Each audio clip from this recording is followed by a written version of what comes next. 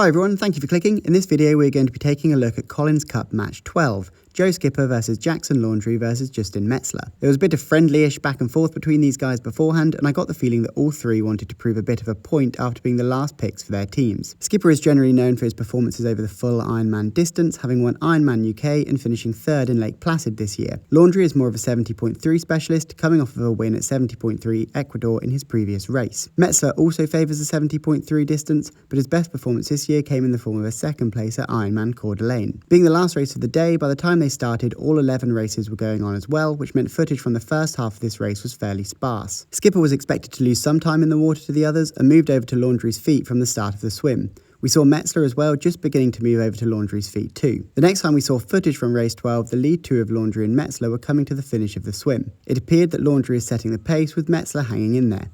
Skipper, meanwhile, had dropped off the back over the course of the swim, eventually losing in the region of 90 seconds to the front two.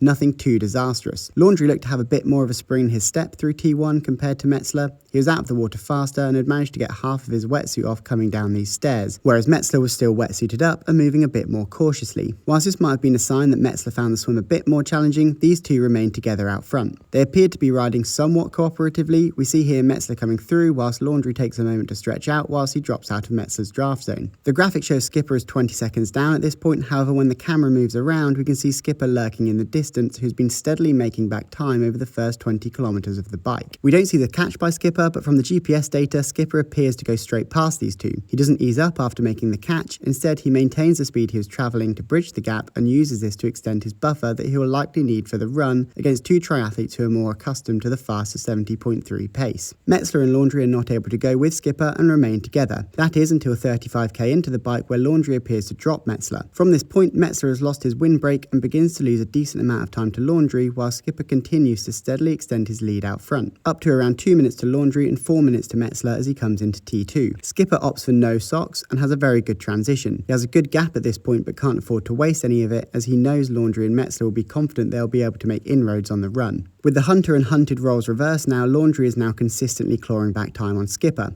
With around 10 kilometers to go, Skipper is still running solo, but his lead has been cut to just 1 minute. At this rate, if both Skipper and Laundry continue at the same pace, it will come down to the wire. Around 5 kilometers later, that gap has continued to come down, and now Laundry has Skipper in his sights. The catch seems inevitable now, but the cameras are doing their best to catfish us with different angles and zooms, making the gaps hard to quantify. Skipper is still holding strong though, refusing to look back. We see Skipper take a quick glance at his watch here, so I think he knows Laundry is closing in and is trying to work out his pace and if he has anything left to give. After a very drawn-out chase, Laundry finally gets to within striking distance and Skipper finally acknowledges he's been caught. In the post-race interview, Skipper said he didn't want to let Laundry sit on his shoulder before surging ahead for the win, and instead opted to slow up his pace and force Laundry to lead in the hope that Laundry would accept the offer of a rest and Skipper could then try to hang in there for a sprint finish. This didn't play out though, and Laundry just surged ahead on a slight downhill, opening up a gap. Laundry maintains his pace on the flat and appears to break any resolve Skipper had left. Metzler behind is running a decent race too. He's not making up too much ground, but is holding steady to Skipper. Laundry almost cuts the course here by accident, thinking it's a turnaround point, but does correct himself. Laundry gets the job done and comes home in first with a very interesting celebration that I think perfectly demonstrates the highs and lows of triathlon in a space of a few seconds. Skipper loses out by 40 seconds in second, and Metzler a further 3 minutes back in third. A great race from these three, combining to create a very competitive dynamic and a fast time overall. Thank you very much for watching. I hope you enjoyed the run through. Please let me know if there's anything I missed. There have been some really interesting comments on the past few videos,